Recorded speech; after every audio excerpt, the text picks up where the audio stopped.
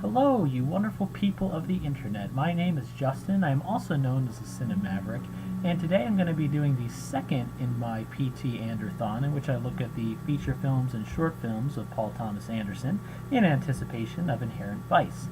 And this film that we're going to be talking about today is called Cigarettes and Coffee. It's from 1993, and it really got Anderson's career going.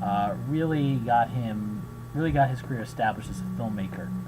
At this time, he was working as a production assistant, and he had been for a number of years on various commercials and game shows and things of that nature. And one day he was working on this PBS show, and he was working with an actor that he was a really big fan of, Philip Baker Hall. And he got to know Hall, and he showed him this script that he had written, and said, "I think you'd be really great for this." And Hall was just dazzled by the script, and Anderson got together. He really tapped his network thanks to his dad and some of his friends in the San Fernando Valley, and he got a cast. He got professional actors, he got a professional cinematographer, and he went and made a really, really solid short film that incidentally is shorter than the Dirk Diggler story, but is much more has a much more labyrinthine plot. So this film is about three sets of characters. There is a young man and an old man who have some kind of relationship, where there's a kind of like a mentor-mentee kind of relationship.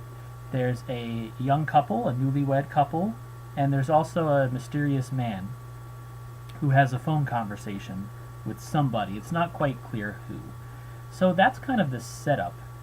And I don't want to give too much away because I don't want to give away. There's some pretty key plot details that I'm going to try to avoid giving away.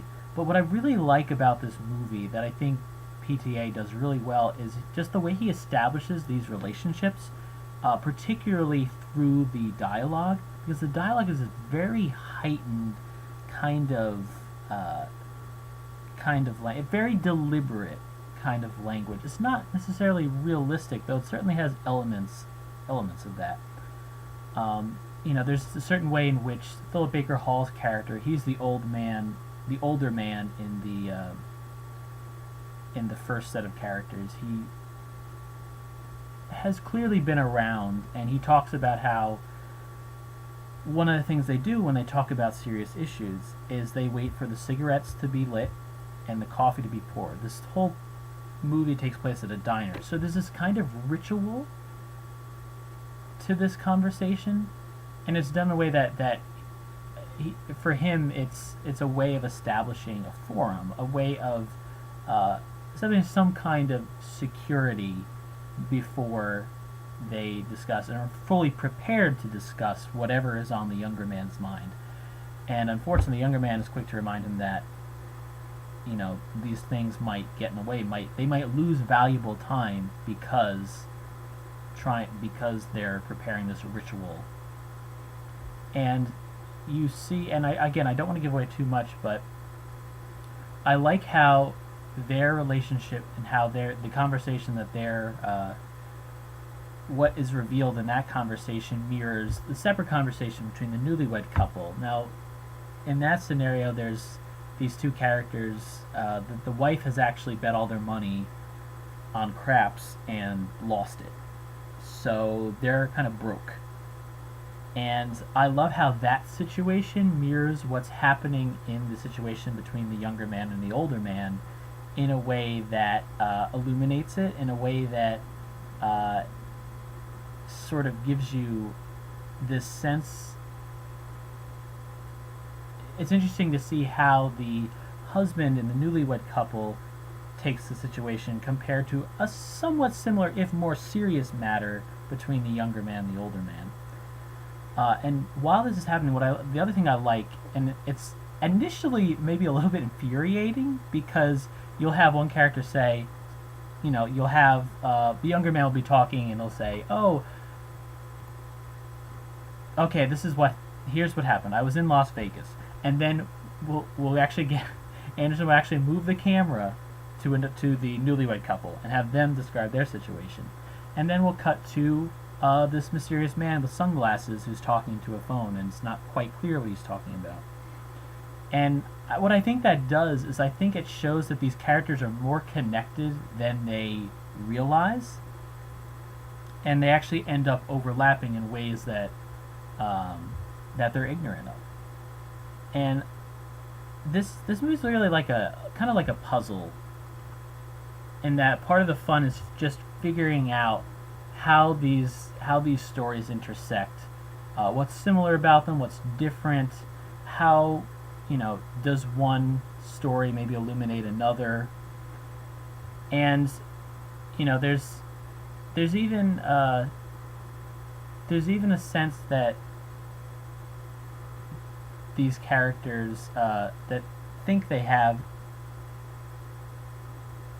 particularly the older man who thinks everything can be solved basically with coffee and cigarettes, that puts you in the right headspace to be able to tackle a problem. And he's very careful and very deliberate. I really love Philip Baker Hall's performance as this older man. He's probably the standout performance here, because I just love how careful and deliberate he is. And I also love, there's a point in the film where I think he realizes that maybe these rituals, and he calls them, I love the phrase that Anderson gives them, bonfires of today, like establishing this kind of modern day ritual for which things can happen.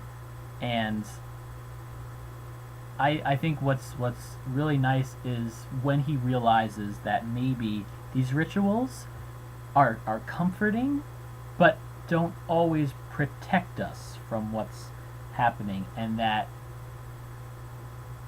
the way that things have been set in motion by the young man, the decision the young man has made, might be too late for anything to be done. And I love how that situation contrasts with the newlywed couple, where they've lost some money, but it's not like, there's certainly that's probably a more antagonistic relationship, because the husband is really angry at the wife for losing all that money. And to contrast that with the thing that the young man has done, the way the older man, Philip Baker Hall, reacts to that, I think is really fascinating. And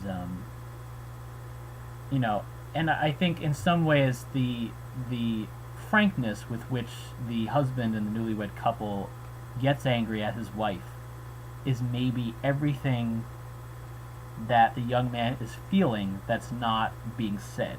Everything he's feeling about the choice he made that he knows is a grave mistake that will haunt him.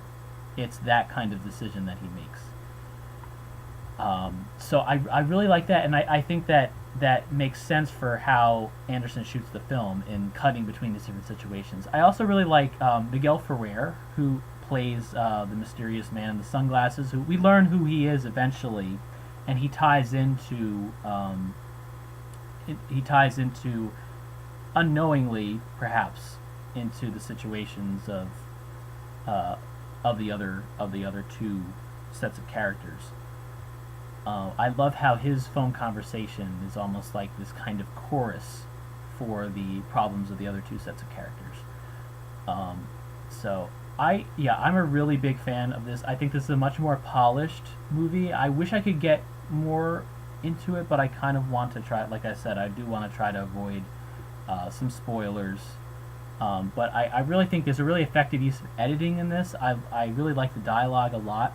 I think it's very heightened to a point where I maybe think, okay, maybe this is a little much. But maybe that's part of the point. Is it really does create this kind of deliberate outlook that these characters have. And I think he would further look into these ideas, particularly with his next film, which I'll be talking about, which is actually his first feature film. That's called Sydney. It's also known as Hard 8. It was released as Hard 8, but PTA has said he likes to call it Sydney because that's the main character. And it also, I think, influenced his third feature film, Magnolia, which is about different characters' lives intersecting. So that's Coffee and Cigarettes. Or Cigarettes and Coffee, rather. And yeah, I think it's definitely one I'd recommend, particularly if you're an Anderson fan, to see kind of where he got his start. So next time, this is actually the film that got him. He submitted it to Sundance and got him working on Sydney. So it really did kind of jumpstart his career. So that's Cigarettes and Coffee.